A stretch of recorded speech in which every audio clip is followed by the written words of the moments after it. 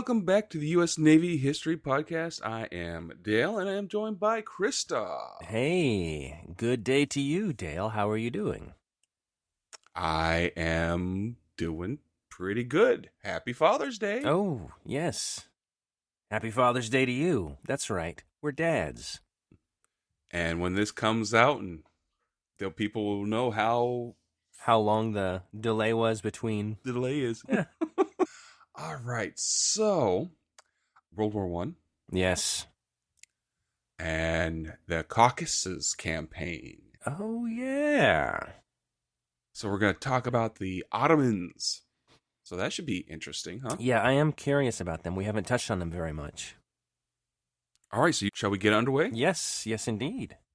Okay, so during July of 1914, there were negotiations between the Committee of Union and Progress and the Armenian Congress at Erzurum. Okay.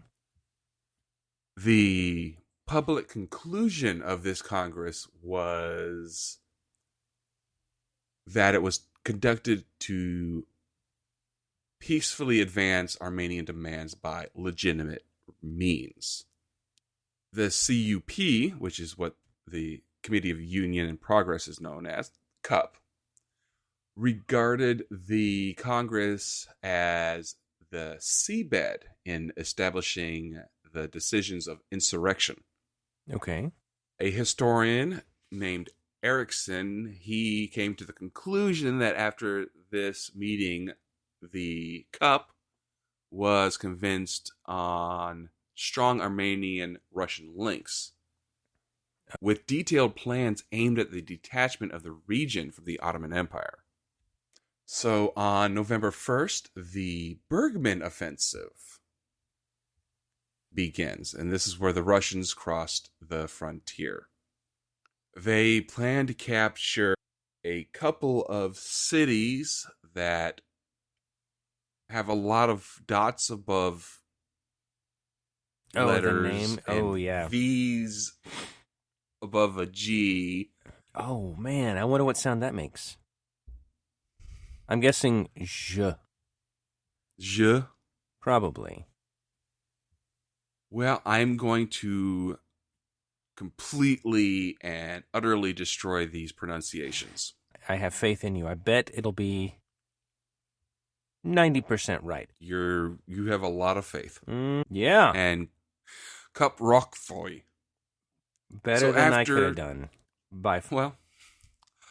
After they cross the frontier, then Russia officially declares war on the Ottoman Empire on the 2nd. Russia invaded first and then declared war? Yep. The established force for the goal of capturing those two cities was 25 infantry battalions, 37 cavalry units, and 120 artillery guns. Wow. It had two wings. On the right were the Russian I Corps. They crossed the border and moved from Sarikamis towards the direction of Korpruvoy, and they reached there on November 4th. On the left was the Russian IV Corps, moving from Yerevan to Peninsular Plains. Now, the commander of the Third Army, a guy named Hassan Izzet, was not in favor of a offensive action during winter. Oh no, that's bad. So he was like, let's just be on the defensive and then just pick the right time for a counteroffensive. Yes. I mean, Russia has a history of some great battles due to winter. Oh, absolutely. They are fierce winter fighters. I'm just saying winter fights on their behalf and kills their enemy. Russia is 90% winter, so they're used to it. That's how I envision it all the time. Even in the dead of our summer, it's snowing at the Kremlin. Yeah. So Hassan was overridden by the war minister, Enver Pasha. Mm. So on November 7th, the Third Army launched its offensive with the participation of the 11 Corps and all cavalry units. They were supported by the Kurdish tribal regiment. Oh. Now, the cavalry failed to execute a encircling maneuver, and the Kurdish tribal regiment proved to them that they were unreliable. So Russians gained a territory after the withdrawal of the 18th and 30th divisions. The Ottomans managed to maintain their positions at Koparov, and by November 12th, and yes, I've said that city name probably 3 different times, and it's probably going to keep changing. That's okay. Some towns have different pronunciations anyway, so you're covering all the bases. Yeah, we'll go with that. Yeah. Thanks. It makes it more international of a show. By November 12th, the 9th Corps reinforced the 11th Corps on the left flank, and the Third Army began to push the Russians back with the support of the cavalry. The 3rd Infantry Regiment managed to invade Koparov after the Azmazap offensive between November 17th to the 20th. All right. By the end of November, the front has stabilized with the Russians clinging to 25 kilometers into the Ottoman Empire. The Russian success was along the southern shoulders of the offensive, where Armenian volunteers were effective and took the 2 cities that they wanted to take. I see. So, just to make sure I understand what you're saying, the Armenians, this squad of Armenians is fighting on behalf of the Russians, right? Yes. Okay. I know that there's some conflict historically between the Ottomans and the Armenians, and I'm wondering how much this plays into it, but this is just a data point. Remember this for later, y'all. Well, because of that historical animosity towards each other, that's why they join with people that are attacking them. Yes, please liberate us from these people we don't like that are controlling our lands. Yes. So Ottoman casualties were high.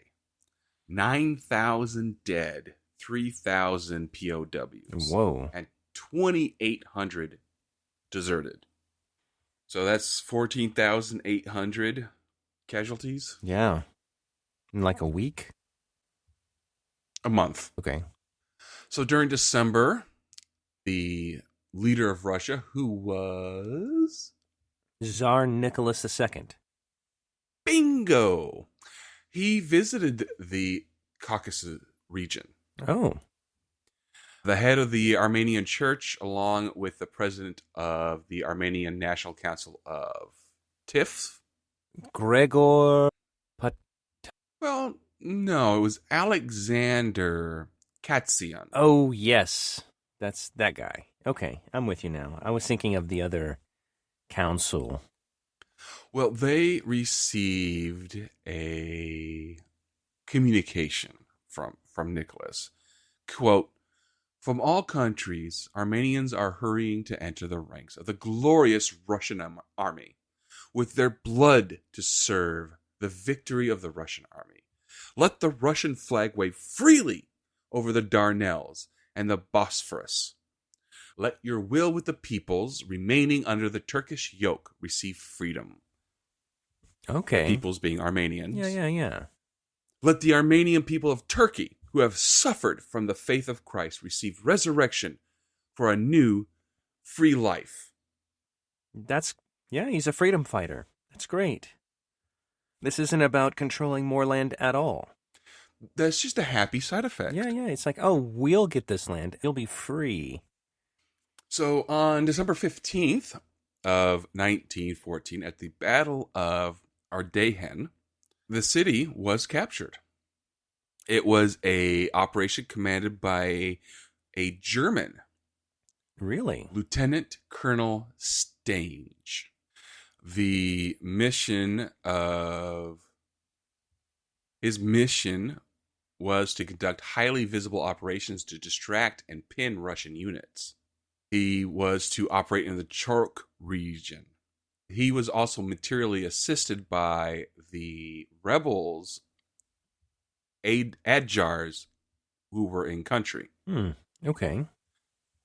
And they helped by seizing the road.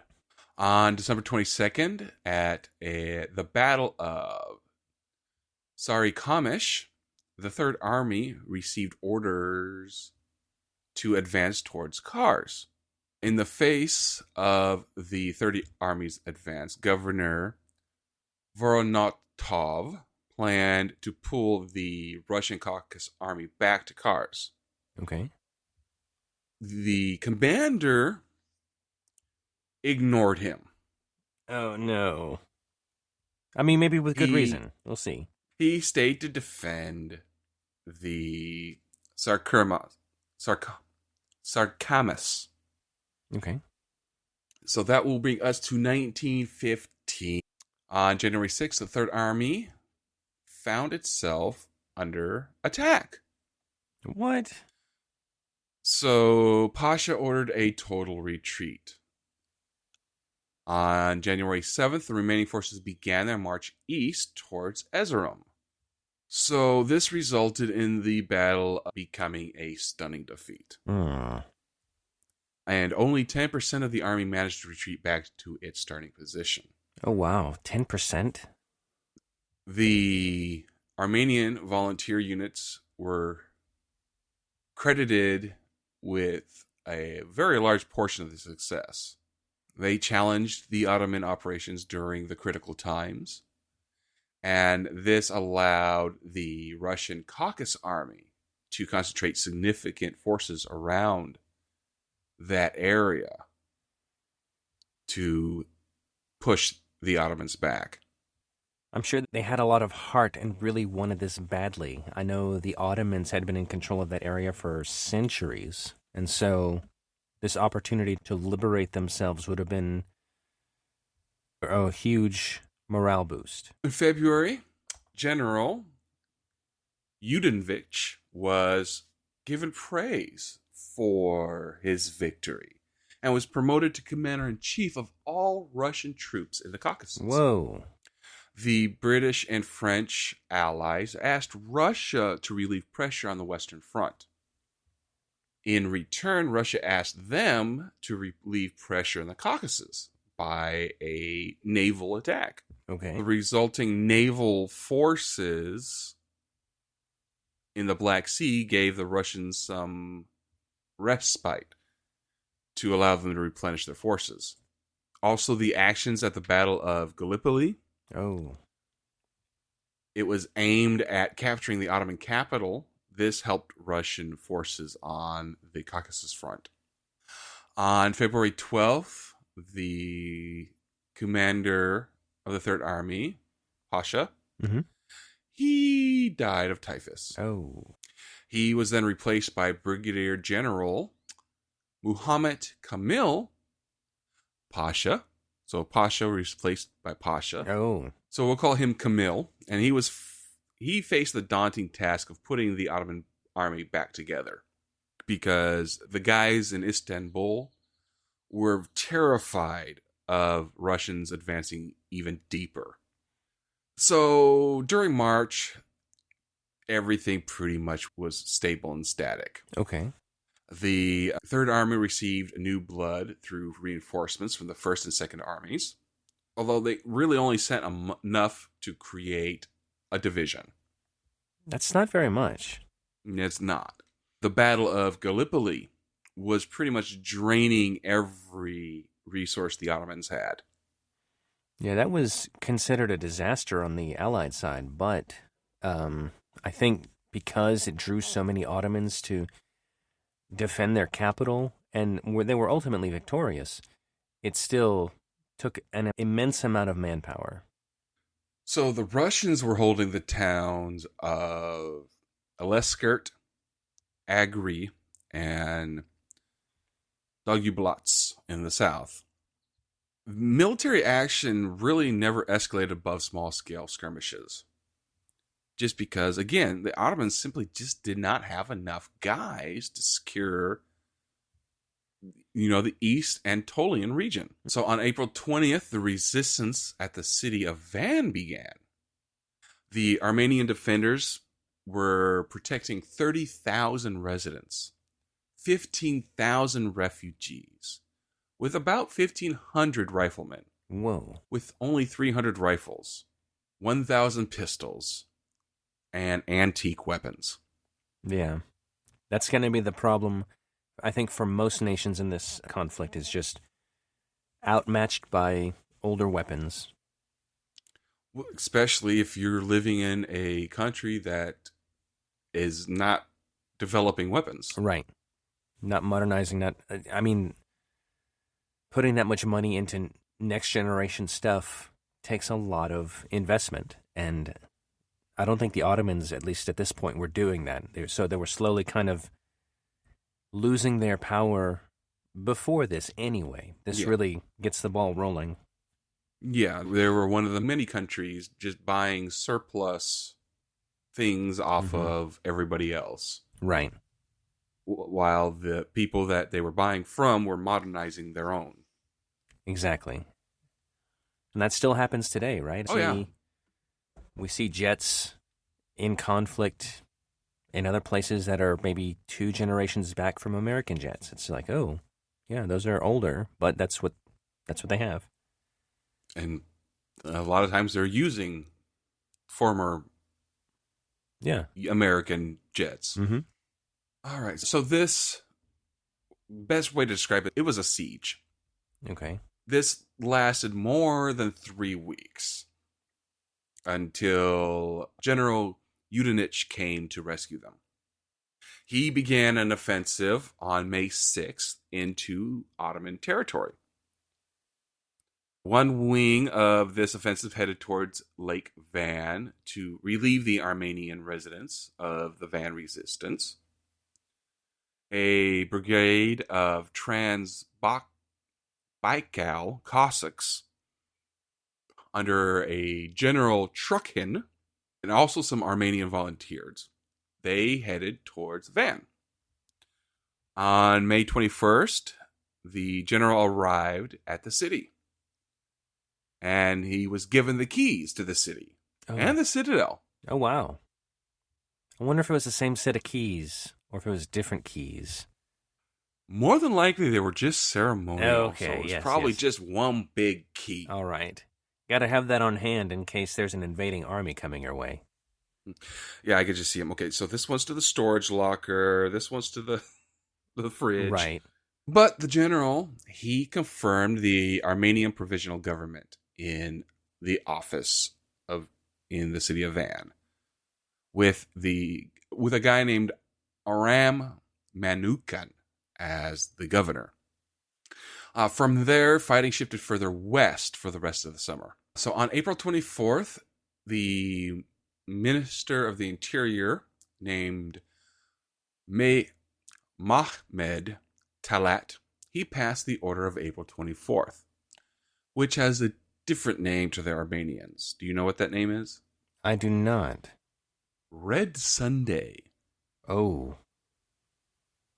That doesn't sound very good. Yeah. He claimed that the Armenians in this region organized under the leadership of Russians and rebelled against his government, as they had shown in their securing of Van for Armenian nationalists. So the Armenians of the Van resistance and others which were under the Russian occupation were separated and arrested because of their rebellious streak. And we all know what happens when that happens. I was going to say, that doesn't sound so bad. Arresting is one thing, but what happened after that was pretty terrible. That's the reason why it's called Red Sunday. Just for the listener who's unaware, modern-day Armenians will still, to this day, ask for at least an admittance of guilt from Turkey, but the Ottoman Empire at the time, for a genocide. Like, they just kind of started wiping out all the Armenians.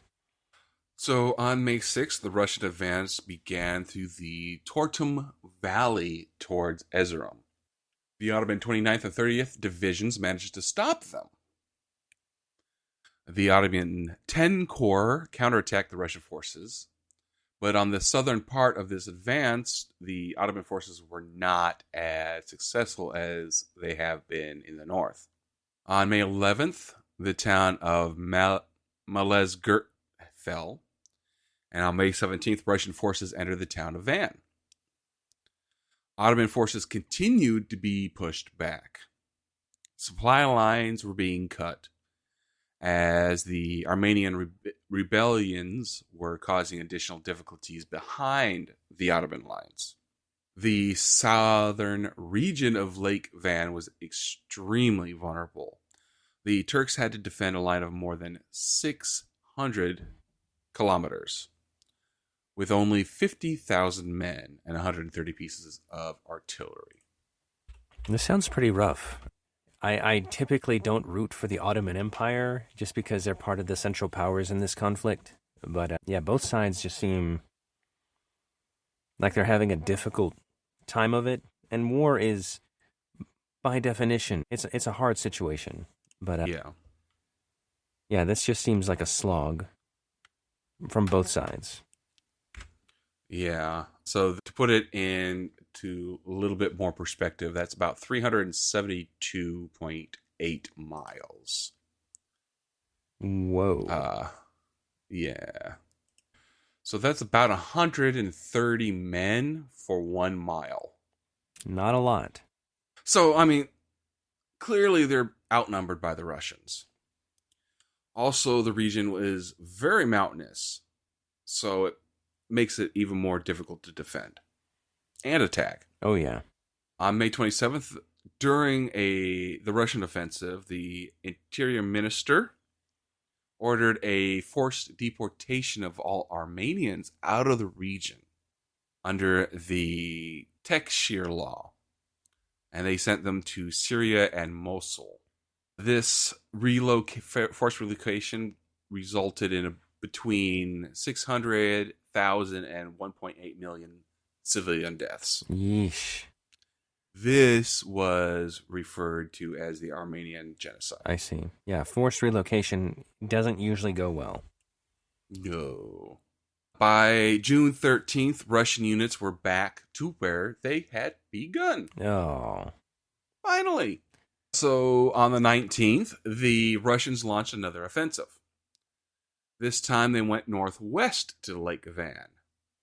They launched an offensive into the hills west of Malazgirt. Now, the Russians underestimated the size of the Ottoman arm that was there. And so they were very, very caught off guard by a big old counterattack by a very large Turkish force. And things were going well for the Russians. Yeah, until it doesn't. Yeah, that's... So the Russian forces began to march towards Mus. However, they were not aware of the fact that the Turkish 9th Corps, with the 17th and 28th Divisions, was moving there as well. Now, the conditions were extremely difficult, but the Turks were very efficient in reorganization because they've been having to do it a lot. Yeah, I guess that's true. One of the upsides of disorganization, generally. Yeah. So the 1st and 5th Expeditionary Forces were positioned to the south of the Russian offensive force, and a quote-unquote right-wing group was established under a Brigadier General, Passa. This group was independent from the Third Army, and the Brigadier General was directly reporting to Enver, which means at the end that the Turks were ready to face the Russians. I wonder, so in the timeline of events, I know they declared war. There were a bunch of declarations of war at the very beginning that were like one after the other.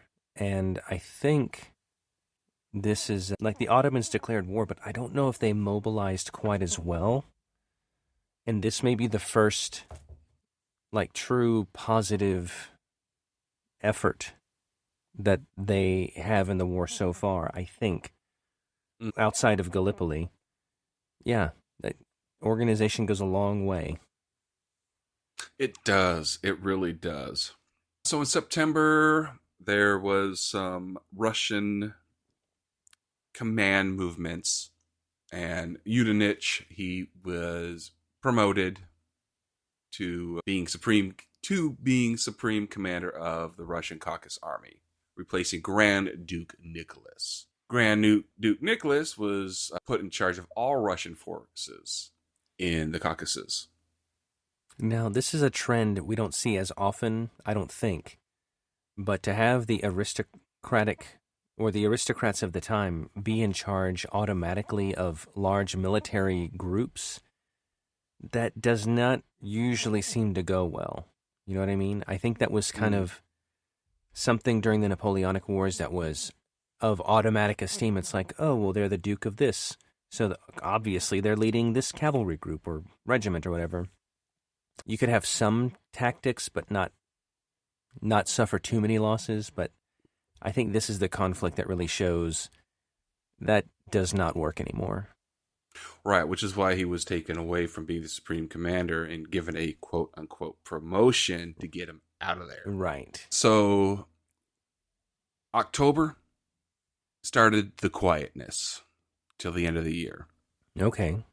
The new general, Yudenich, he used this period to reorganize. Around the start of 1916, Russian forces reached a level of around 200,000 men, Oof. 380 pieces of artillery. Wow. On the Ottoman side, the situation was very different. The Ottoman High Command failed to make up for their losses during the period. Again, Gallipoli was a resource magnet. The 9th, 10th, and 11th Corps could not be reinforced, and the 1st and 5th Expeditionary Force were deployed to Mesopotamia. So Pasha, after not achieving what he wanted to achieve, or even recognizing the bad situations on other fronts, he decided that the region was secondary. So as of January of 1916, Ottoman forces were at 126,000 men.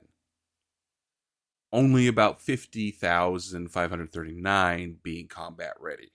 There were only 74,057 rifles, 77 machine guns, and 180 pieces of artillery. That is significantly less than what the Russians have. That's not good for the Ottomans. The Ottoman force on paper was huge. When you actually zoom in and look at the guys themselves, teeny tiny. The Ottomans were also like, it's cold. The Russians are not going to attack. Yeah, it's not usually a generally safe assumption, I don't think. The Russians, like I said, it's always winter there. Yeah, they know winter fighting. That's something they're good at. January, Yudenich secretly leaves his winter headquarters and marches towards the Ottoman fort at Izerum, which is a really big fort. So he viewed the winter as a opportunity because, winter, it's bitterly cold. The roads are completely terrible. And, this led to the annihilation of Pasha's Third Army in 1915. You remember that? Oh, yeah, we just talked about that. Yeah. So Yudenich is like, let's do it again. He and his troops achieved complete and total surprise and destroyed an Ottoman division that was there in their winter headquarters. Yeah. Like, winter fighting still isn't the norm, I think. Just historically, people wouldn't go to war in the winter. They would just wait. Except for the Russians. Right. So, February 16th, Camille was forced to order the Third Army to retreat from the city. because the Russians had a very distinct advantage in numbers against the Ottomans. The Vinch's plan was to attack the center of the Ottoman defenses because he figured, we got more guys. We could do that easy. He was like, and you know what? That sector right there looks very weak. That is where we're going to hit him the hardest. So they launched some divisionary attacks to keep the attention on a ridge near Devi Boyon. And the main Russian force broke through at Forts Kaga Gobek and Taf. The result was that both rings of the city's defenses had been overrun. So that will bring us to April. The Caucasus army moved in two directions from Erzurum from this point. Part of it went north, and they captured the ancient port city of Trabzon. The other branch moved to Mush Bitlis. The units pushed the Second Army deep into Anatolia and captured Mush and Bitlis between March 2nd and August 24th. It sounds like the Russians are really rolling. Bitlis was the last defensive point for the Ottoman Empire to prevent the Russians from moving into central Anatolia and Mesopotamia. In July, the Ottomans attacked, and the general Yudenit decided, you know what, guys? Let's do a little counterattack. You know what? Let's turn this attack into offensive. That'd be even better, huh, guys? And they went towards Ezrakan. They captured it on July 2nd. The Ottoman offensive against Trabzon was stopped because now they had to stabilize their front lines. The Russians threw everything into disarray. In August, Kemal recaptures Mush and Bitlis. How did they do that? How did they do that? With guys. Oh, well, that would do it. Well, the Ottoman War Ministry asked Kemal to get it back. They wanted it back and to have him organize defense in the region. When Kemal got this order, the Russian forces were in constant advance. Fighting around the east side of Lake Van continued throughout the summer, but it was pretty much inconclusive. Kemal's 16th Corps managed to take Blitz and Mutz, and Pasa decided to attack 1 week after the conclusion of the Russian offensive. So he gathered 3 corps size groups, the 3rd, 4th, and 16th, and he gathered them together and sent them marching along the coast. The Second Army advanced on August 2nd, while Yudovic was in the north and pushing the Ottoman Third Army. The Ottoman Second Army was in the south, facing a insurgency and a second branch of the Russian army. So the Ottomans had some success, but it didn't bring them any victory. The Second Army suffered from a very severe supply and logistics issues. The Russians did eventually stop them and prevented their planned assault on Van. So by late September, the Ottomans' attack ended as well. The cost for the Second Army was about 30,000 casualties. The Russians took a little bit of time to strengthen their lines and were strong enough to respond with counteroffensive in only 2 weeks. Whoa. There's a lot of back and forth. I mean, I guess this is the theme of the entire war. So much energy and the lives of men go into moving it a little bit just for it to come back where it was, or maybe a little bit past, and then back and forth. And all it does is just drain resources and people. Yeah.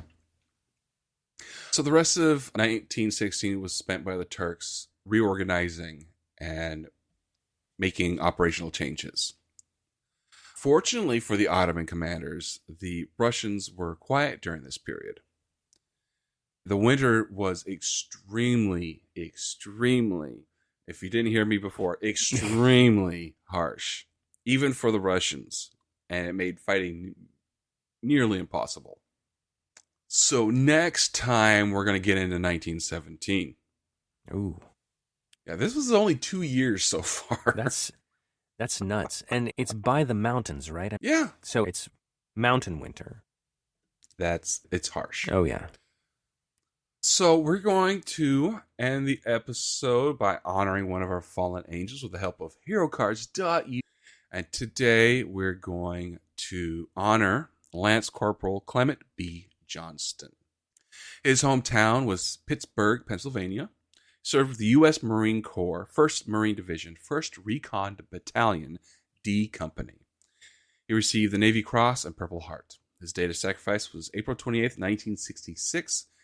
Killed in action near Giang Ngoc, Cang Nai Province, South Vietnam. He was 18 years old. Clement Sonny Johnston Jr. enlisted in the U.S. Marine Corps at his local Pittsburgh recruiting office just 3 days after his 17th birthday. While serving as a rifleman in South Vietnam as part of a reconnaissance mission during Operation Wyoming, Corporal Johnston's platoon was attacked by enemy Viet Cong insurgents.